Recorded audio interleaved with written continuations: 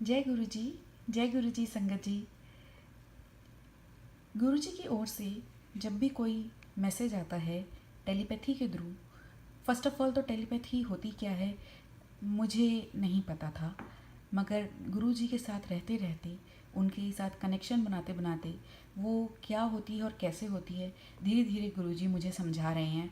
और मुझे लगता है कि काफ़ी हद तक शायद मैं समझ भी पा रही हूँ।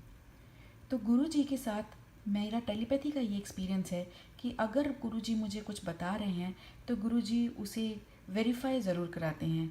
कहने का तात्पर्य ये है कि आपने जो अनुभव किया है वही आपको कहीं और से क्लियर हो जाएगा, कहीं और से कुछ ऐसा मैसेज आएगा जो पता चलेगा कि वाकई में जो आपको अनुभव कर रहे हो, जो एहसास आपके अंदर हो रहा है, वो गुरु जी के द्वारा भेजे गए मैसेज का ही है। तो आप के साथ जो भी है, जो भी मैसेज आपको मिला है वो सत्य है।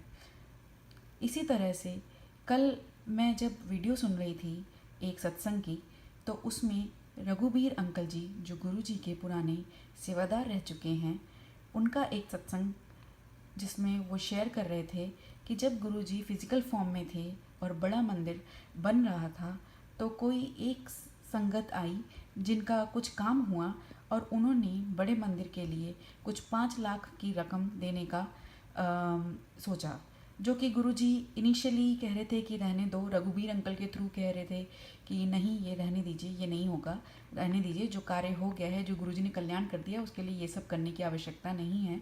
मगर क्योंकि वो संगत जी इतने ज़्यादा प्रभावित थी तो उन्होंने कहा कि वो देंगे।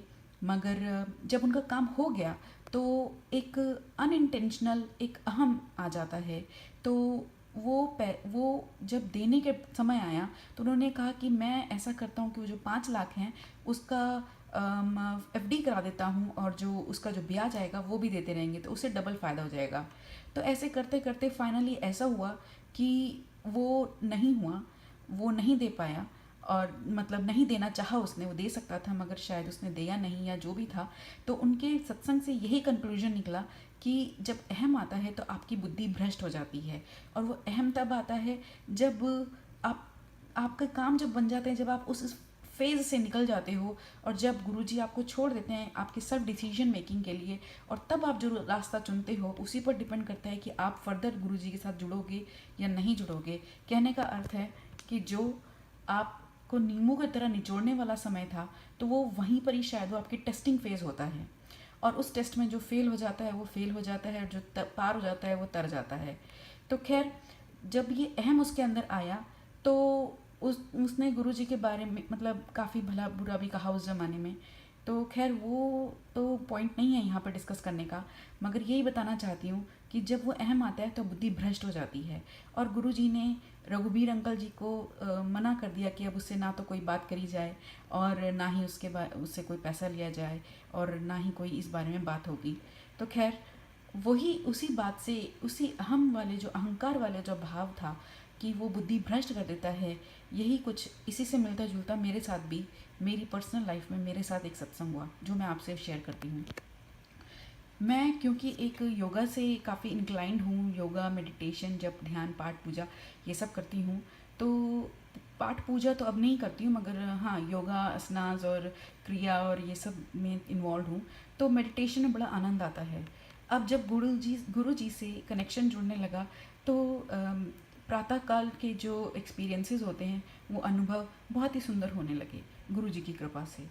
तो मुझे ऐसा लगा कि मैं इन अनुभवों को और इंटेंस करूं, अपने मेडिटेशन को और इंटेंस करूं, और उसके लिए मैंने सोचा कि जो योग सूत्र हैं, जो पतंजलि के अष्टांग योग है, तो उसकी तरह जब ध्यान धारणा ये जो होते हैं होते हैं तो ये सब मैं करूं। तो उसमें मेरा जो लगता था कि मैं जहाँ लैक कर रही हूँ वो भोजन और निद्रा पर काबू पाना था। उसके लिए मैंने सोचा कि अगर मैं अपने भोजन पर काबू पाऊँ, अर्थात कि मैं थोड़ा अल्प आहार लूँ और मतलब नियमित रूप से लूँ, तो शायद मैं और अच्छा मेडिटेट कर पाऊँगी मॉर्निंग में। अब क्या हुआ कि जब मैंने वो करना शुरू किया तो मेरे वो अनुभव बंद हो गए। मतलब it was completely blank, nothing happening. I was just thinking while sitting कि मतलब नहीं हो रहा है मेरे, मतलब नहीं हो रहे हैं वैसे अनुभव।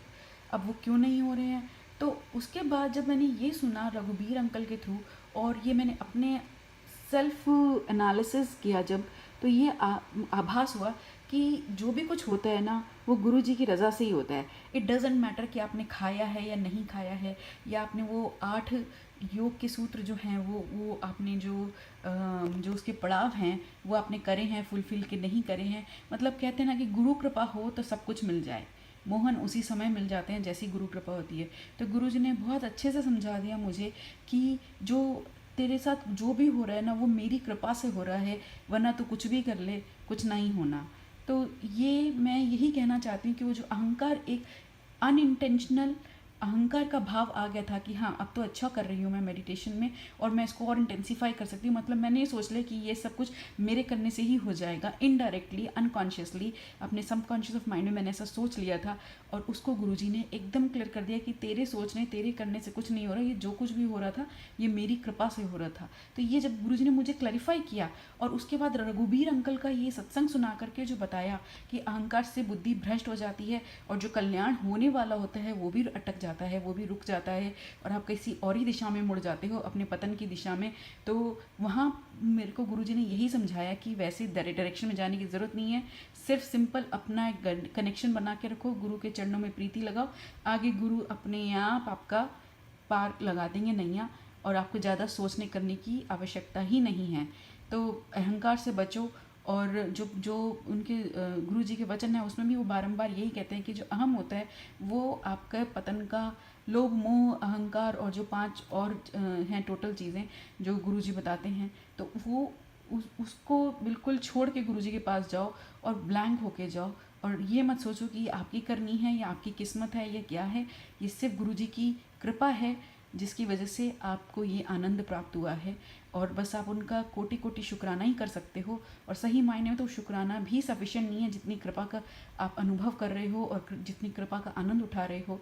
तो बस यही मेरा सत्संग है कि अगर आप भी इसी दिशा में हैं तो कृपया अपना सेल्फ एनालिसिस करें, और पतन के रास्ते पे अननोइंगली जाने की बजाय सिर्फ गुरु जी के चरणों में ही प्रीति लगाएं, उन्हीं का शुक्राना करें, और बाकी जो करना कराना है वो तो गुरु जी ने ही करना है, हमारे बस की तो कुछ भी नहीं है।